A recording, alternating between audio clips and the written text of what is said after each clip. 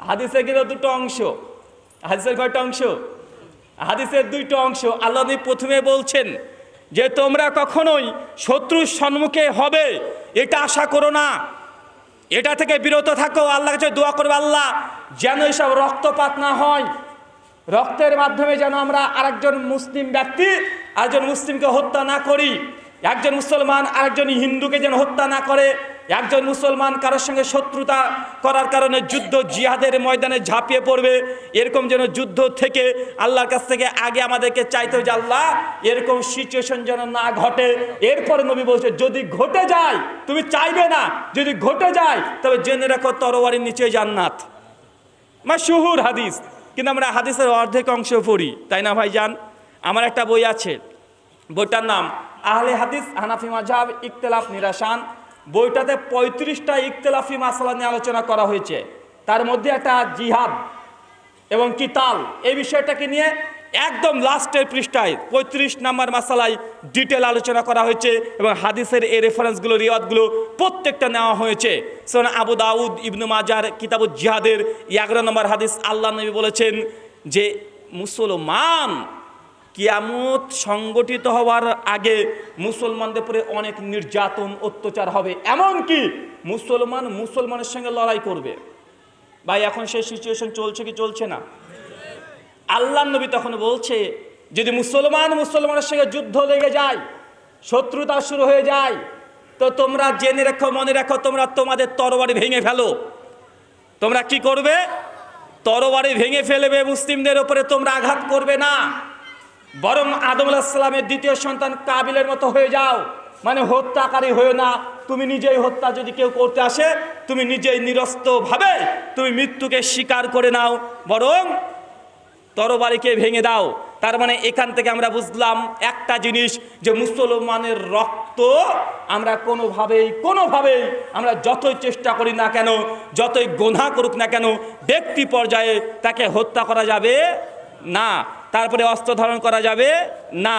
কিন্তু আমরা এখন বর্তমান প্রেক্ষাপটে এর উল্টো চিত্র দেখতে পাই কি পাই না?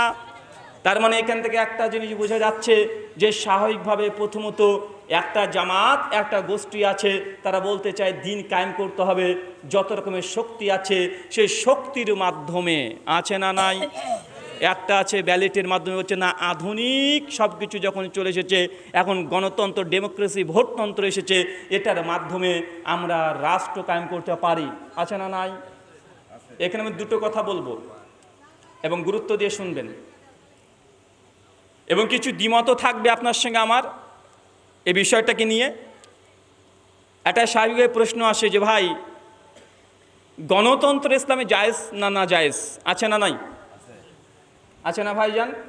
গণতন্ত্র জায়েজ না না জায়েজ, ডেমোক্রেসি, এগুলো জায়েজ কি না জায়েজ? একটা কথা মনে রাখবেন, পবিত্র কোরআন সূরা আলে ইমরান সূরা নম্বর 3 আয়াত নম্বর 85, ইসলাম ছাড়া যত তন্ত্র মন্ত্র ইজাম মতবাদ দর্শন আছে কোনোটাই ইসলাম স্বীকার করে না। ওয়ামা ইসলামা গায়রাল দিনা ফালা ইকবালা মিনহু ওয়া হুয়া ফিল আখিরাতি মিনাল খাসিরিন। আল্লাহ বলছে যারা ইসলামকে ছাড়া, ইসলামের পথ ছাড়া যারা অন্য পথে ধাবিত হয়েছে, অন্য পথকে তারা গ্রহণ করেছে, কিয়ামতের মাঠে তারা সকলেই ক্ষতিগ্রস্ত হবে। ইন্নাদ-দীনা ইনদাল্লাহিল ইসলাম, আল্লাহর কাছে একমাত্র জীবন ব্যবস্থা, তরিকা, রাস্তা, পথ, পন্থা, সেটা হচ্ছে ইসলাম। সূরা আলে ইমরান চ্যাপ্টার 3 ভার্স নাম্বার 19। এই দুটো আয়াত কমন আয়াত কি আয়াত নয়? তার মানে বোঝা গেল দিন কায়েম করার পদ্ধতি বা পন্থা, এটা আমরা অনেক রকমের সিস্টেম নিতে পারি। তবে যখনই গণতন্ত্রের কথা আসছে, তখন এক বাক্যে বলা যেতে পারে এটা ইসলামে বৈধতা দেয় না। কেন? ইসলাম কোনো ইজামকে বিশ্বাস করে না, সেই পন্থাকে গ্রহণ করতে পারে না। এখন দ্বিতীয় প্রশ্ন আসবে, ভোট দেওয়া যাবে কি যাবে না, আছে না নাই? মনে রাখবেন একটা গণতন্ত্র আর একটা ভোট পদ্ধতি দুটো ভিন্ন জিনিস। কথা বুঝতে পারছেন না ভাইজান? গণতন্ত্র বা ডেমোক্রেসি এটা সম্পূর্ণ আলাদা জিনিস। ইসলাম এটাতে বিশ্বাস করে না, কারণ ইসলাম একমাত্র আদর্শ, এটা অন্য কোনো আদর্শের সঙ্গে আপোষ করতে চায় না। তবে ভোট দিতে পারবে কি পারবে না, জি, এটা নিয়ে আপনার সঙ্গে দ্বিমত অনেকের সঙ্গে হতে পারে। আমি মনে করি ভোট দেওয়া কখনো হারাম, ভোট দেওয়া কখনো শিরক, ভোট দেওয়া কখনো মুস্তাহাব, ভোট দেওয়া কখনো ওয়াজিব। কি বললাম? কটা বুঝতে পেরেছেন কি? ভোট দেওয়ার 4টে পর্যায় আছে। কয়টা পর্যায়? ভোট দেওয়ার কটা পর্যায় আছে?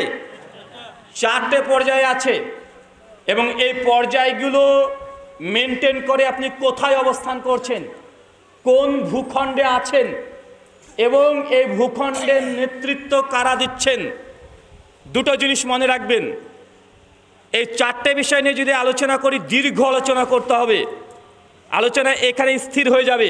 আর অধিকাংশ মানুষ এই কথাগুলো যখন বলবো মাথার উপর দিয়ে চলে যাবে। তা আলোচনা খুব দীর্ঘ আমি করবো না। ভোট দেওয়ার কয়টা অবস্থান হতে পারে বলেন তো? একটা কখনো ওয়াজিব, কখনো মুস্তাহাব, মানে দুটো ক্যাটাগরি জায়েজের পক্ষে গেল। আর কখনো হয় শিরক, কখনো হয় হারাম। কি বললাম? কখনো শিরক, কখনো হারাম। আসেন প্রত্যেকটার একটা করে উদাহরণ দিই। ধরেন আমি যে দেশ থেকে বসবাস করি, আমার দেশ, আমি যেখানে বসবাস করি, আমি নাম নিচ্ছি না, সকলে আপনারা জানেন। আমি যে দেশে বসবাস করি এটা আন্তর্জাতিকভাবে সকলে জানে যে সেখানে মুসলিমদের উপরে নির্যাতন হয়। অনেক রাজ্য আছে যেখানে গোমাংস ভক্ষণ করতে দেওয়া হয় না। আজানের ব্যাপারে বারবার অভিযোগ করা হয়। মাঝে মধ্যে ট্রেন, রেল স্টেশনে মুসলমানদেরকে জয়শ্রাম বলে পিটিয়ে হত্যা করে দেওয়া হয়, মব লিঞ্চিং করা হয়। এটা সচরাচর বিষয়, এটা প্রায়শই হয়ে থাকে। কথা বুঝতে পারছেন? বর্তমান প্রেক্ষাপট আমার দেশের কথা আমি বললাম। এই যে সিচুয়েশন এবং যে ক্ষমতায় আছে সে একজন কাফের সরকার। কাফের মানে খারাপ কিছু মনে করেন না, কাফের মানে হচ্ছে অবিশ্বাসী। কি বললাম? অবিশ্বাসী, আনবিলিভার, যে সত্যকে অস্বীকার করে, যে সত্যকে গ্রহণ করেনি, তাকে আরবিতে বলা হয় কাফের। অনেক হিন্দু সনাতনী দাদারা বলে দেখো মুসলমান আমাদেরকে কাফের বলে। ওরা মনে করে কাফের মানে গালি, মানে বাংলাতে যেন আপনার 2-4টে গালি দেন না, খিস্তি মারেন। যখন আমরা মুসলমান কাফের বলি ওরা মনে করছে এটা গালি। ভাই এটা গালি না, কাফের মানে আনবিলিভার, যারা সত্যকে অস্বীকার করেছে।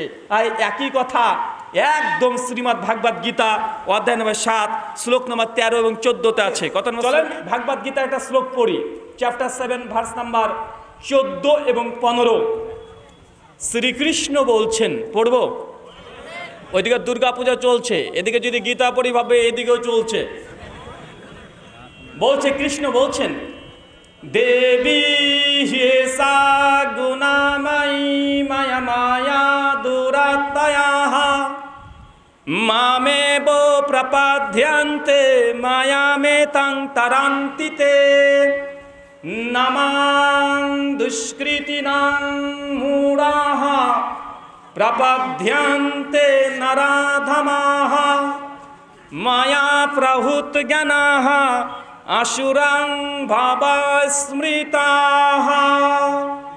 কৃষ্ণ বলছেন, যারা স্বয়ং শ্রীকৃষ্ণকে ভগবান পরমেশ্বর পরমাত্মা হিসাবে বিশ্বাস করে না, কৃষ্ণ নিজেকে দাবি করছে যারা আমাকে স্বয়ং ঈশ্বর পরমাত্মা বিশ্বাস করে না, এই ব্যক্তিকে কৃষ্ণ বলছে মূঢ়াহা, এই ব্যক্তিগুলো হচ্ছে মূর্খ। এখন আমার প্রশ্ন, আমরা মুসলমান কি কৃষ্ণকে ভগবান মানি, ঈশ্বর মানি, পরমাত্মা মানি? কিন্তু কৃষ্ণ বলছে যারা আমাকে ঈশ্বর হিসেবে বিশ্বাস করে না তারা হচ্ছে মূর্খ। মানে কৃষ্ণর গীতা অনুযায়ী আমরা মূর্খ। নারাধামাহা, এরা হচ্ছে নারাধামা, মানুষের মধ্যে নিকৃষ্ট। গীতা 7ম অধ্যায়ের 14 এবং 15 নম্বর ভার্স। প্রথমে বলছে মূঢ়াহা, তারপরে নারাধামা, মায়া প্রভূত জ্ঞানাহা, এরা হচ্ছে নির্বোধ।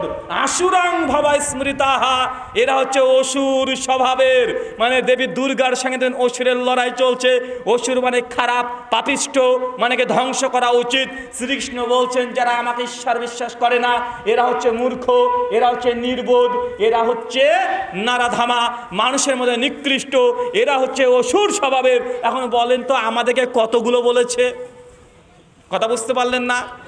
দেখবেন কোরআন মাজিদে যখন আছে সূরা তওবার 5, 6, 7 নম্বর আয়াতে যে তোমরা মুশরিকদেরকে যেখানে পাও সেখানে ধরো, হত্যা করো। কিছু কিছু মানুষ বলে, দেখো আমাদের হিন্দুদেরকে বলছে, কোরআন মাজিদ বলছে দেখলেই হত্যা করে দিতে হবে। বা আসলে কি তাই বলেছে কোরআনে? কোরআনে বলেনি। কোরআন বলছে যুদ্ধের ময়দানে যদি কোনো মুশরিকের সঙ্গে যুদ্ধ হয়, যুদ্ধের ময়দানে যদি কোনো মুশরিক তোমার সঙ্গে অস্ত্র নিয়ে চলে আসতে তোমাকে আঘাত করার জন্য, তুমি গিয়ে তাকে কিস করো, এ কথা বলবে? কি বলবে ভাই? তুমি যুদ্ধের ময়দানে আছো, তুমি আমার দিকে তরবারি তুলেছো।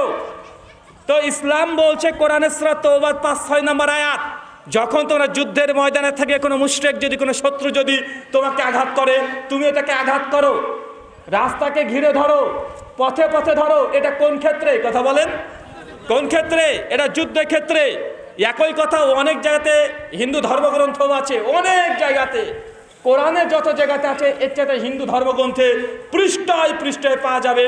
ভাই অত দরকার নেই। দেবী দুর্গার দেখবেন 10খানা হাত, 10টা হাতে গোলাপ ফুল থাকে না, 10টা হাতে অস্ত্র থাকে। কালী পুজোর চেহারাটা দেখবেন, আমি কোনো ধর্মকে অপমান করছি না, তার 4টে হাত দেখবেন মরার মাথা নিয়ে ঘুরে বেড়াচ্ছে, আছে না নাই কথা বলেন? হাতে খাড়া আছে, মানে এইসব প্রতিমাগুলোকে দেখে বোঝা যাচ্ছে এরা নিঃসন্দেহে এরা কি করছে? ওরা বলছে দুষ্কৃতিকে ধ্বংস করছে, খারাপ জিনিসকে ধ্বংস করে দিচ্ছে, শত্রুকে ধ্বংস করছে, বিনাশ করছে। তো ভাই এইসব দুর্গা দেবী বা কালী দেবী আমার কোনো আপত্তি নেই, আমার হিন্দু দাদারা সনাতনীরা করছে, করতে পারে, কিন্তু অভিযোগ তখনই আসে যখন তাদের বাস্তব এগুলো আছে। হচ্ছে মুসলমানকে বলে জঙ্গি, মুসলমান সন্ত্রাসী, আছে না নাই কথা বলেন?